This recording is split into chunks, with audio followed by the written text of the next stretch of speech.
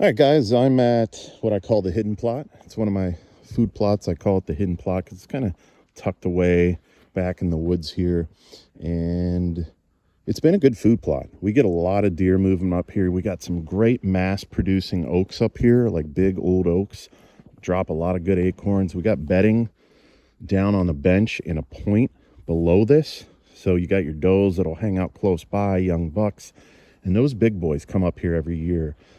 We get a lot of pictures of them. We've seen some really great bucks. In fact, the biggest buck we saw this past season, let me turn the camera around. The biggest buck we saw this past season was like a 150, 160 class, at least 10 point. He may have even been bigger.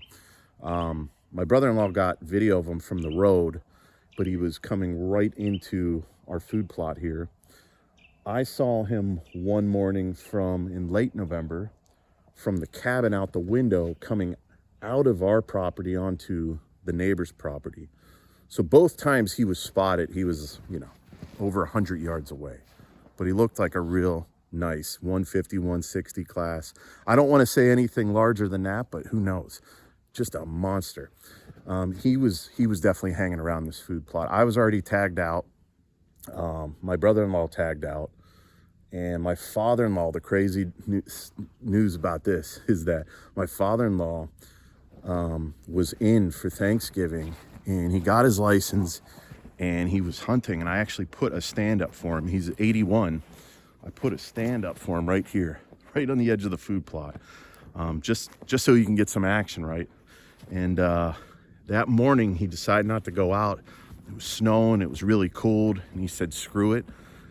And sure enough, in daylight, it was probably an hour after daylight, that big boy came out of this food plot onto my neighbor's property, headed across the road, and I think he was bedding down on my neighbor's property back there where it gets real thick behind his barn.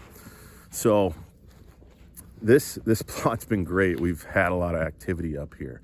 Now, one of the things I want to do, it's already been great, but we want to continue to enhance it. One of the things we want to do is continue working on those bedding areas down here. Just make sure that they're desirable for the deer, and so far they have been. But we want to work on our screening up here. So let me flip the camera around. You can see how open this is, right? Look at that. You could see the property lines right here on the tree line. You could see right onto my neighbor's field. And then down that way, you could even see the road, which is like 150 yards away. Now, luckily, my neighbors don't really hunt. In the 4 years that I've had this property, I saw one of their family members hunting in this patch of woods over there one time. And he actually saw me over here, so he left. He's being respectful because I was here first, so that was nice. But there's not a lot of pressure on my neighbors, but still, we want to screen it so the deer have to come in to see what's here, right? That forces the deer to move around a lot. It'll also screen off any activity on my neighbors and also screen off the road. And that'll be much more desirable for big bucks to come in here. So we have used Egyptian wheatgrass here. But what we really need to do is shrink this food plot down a little more and make this screening much larger. So I think what I'm going to do this year is I'm going to start putting evergreens in all along this tree line, all the way down there, about 100 yards. And we might use white spruce, Norway spruce. We're going to figure that out. But we're going to pop them in the ground for long-term screening. But in the meantime, as we do that, we're also going to plant the Egyptian wheatgrass like we have, but we're going to make it much wider. So the swath here that used to be here, it got knocked down in an ice storm last month, and then we had the heavy snow, so you can't really see it. But it had a trail on the backside of this. What we will really want to do is make this nice and wide. Push that Egyptian wheatgrass out maybe 10 yards. Good 30-foot swath. All the way down to this corner. And that stuff is a great short-term screen, right? That'll shoot up, 8 feet, 12 feet, 14 feet.